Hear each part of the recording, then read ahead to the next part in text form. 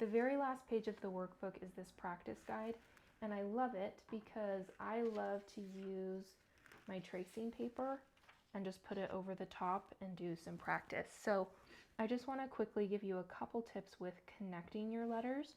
So if we were going to do the phrase be mine, this is not the bounce version, we'll just do normal for right now. So if we write the word be, we'll do it just how we practiced, and where that one ends, we'll just go right into the E.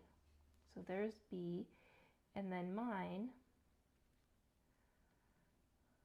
You'll notice I'm going to draw the letter just like we practiced.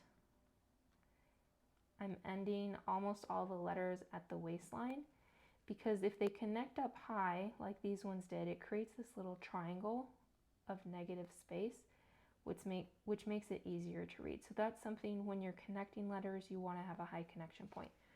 Something else to consider is you could do, or the other thing to consider is the spacing between your letters. So the space from this M to I, this I to N, that's called kerning. So what we want to do is we just want to be consistent. So if we're going to have kind of wider spacing, we just want all of it to be wide. If we're going to do it really tight,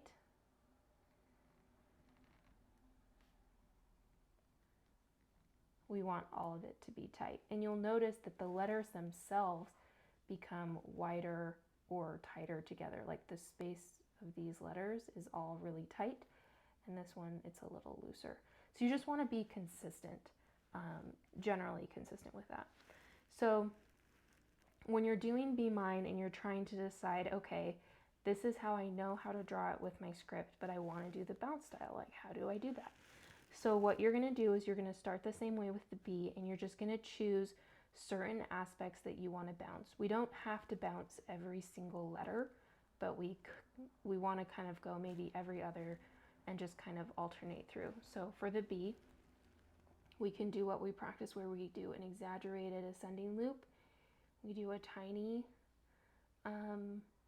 reverse O form and then an upstroke, and we could just have the E be normal. It's just a normal E. For M, we could do something like that, and we could do our normal I, and again we could go back to the bounce with the N and just do a normal E. So that's going to look better versus if we're going to try to do, so say we bounce this one and we're going to bounce that one. If it gets too bouncy, like this example, it can become hard to read. So that's why we want to keep some things on the baseline. That wasn't quite the baseline, it's right there. But we don't have to keep everything. So just keep that in mind, that not every letter has to be exaggerated and changed, but kind of maybe do like, okay, I'll update this one.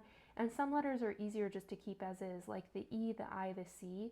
Those ones just make sense just to leave them how they are normally, or you could make them just a tiny bit smaller or a tiny bit bigger, but then just kind of alternate. So this one's exaggerated, normal, exaggerated, normal, exaggerated, normal, and you're just choosing portions of those strokes to change. So I hope that helps a little bit with doing the basic strokes, the letters, and kind of connecting the letters.